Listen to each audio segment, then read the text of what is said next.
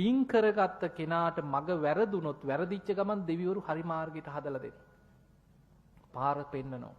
මොන ක්‍රමෙන් හරි නිවැරදි මාර්ගය හදලා කල්යාණ මිත්‍රයා මුණ ගැස්සලා හදලා දෙනවා.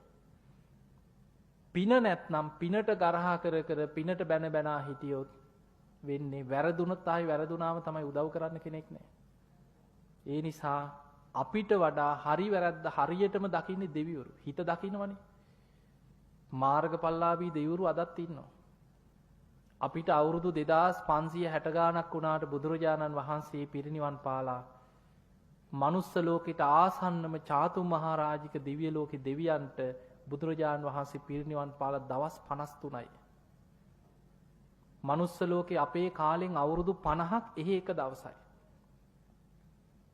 ඊට ඉහළ තියෙන තව්තිසා දෙව්ලොව දෙවියන්ට මනුස්ස ලෝකේ අවුරුදු 100ක් එහි එක දවසයි.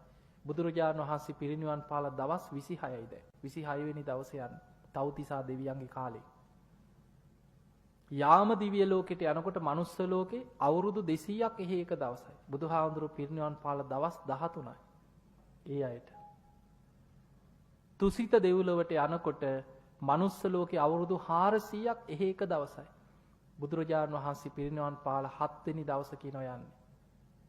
නිම්මාන රති දෙව්ලොවට යනකොට බුදුහාමුදුරුවෝ පිරිනිවන් පාලා ඒ අයට දවස් 3ක් වගේ. මනුස්ස ලෝකේ අවුරුදු 800ක් එහි එක දවසක්. පරිනිම්මිත වසවාර්ති දෙව්ලොවට යනකොට මනුස්ස ලෝකේ අවුරුදු 1600ක් එහි එක දවසයි කිය. දවසකුත් පැය 14යි කියනවා මේ දෙවියන්ගේ කාලෙන් ගෙවිලා තියෙන්නේ. බුදුහාමුදුරු පිරිනිවන් පාලා. එතකොට ඒ බණහපු මාර්ගඵල ලැබපු නිවන් මඟ යන දෙවිවරු අදත් ඉන්නවද නැද්ද? ධම්මචක්ක දේශනාව මහලා 18 කෝටියක් දෙවියන් මාර්ගඵල ලැබුවා කියනවා. එතකොට අපිට රැකෙන්න තියෙන්නේ දෙවියන්ගේ පිහිට ලැබෙන්නේ අපි හරියට සීලයක් තුල පිහිටලා ගුණධර්ම තුල පිහිටලා තුනුරුවන් ගැන සද්ධාවෙන් හොඳට පින්කම් කර කර නිවන් මඟ ගමන් කරන් පිනෙන් අපිව රැකෙනවා.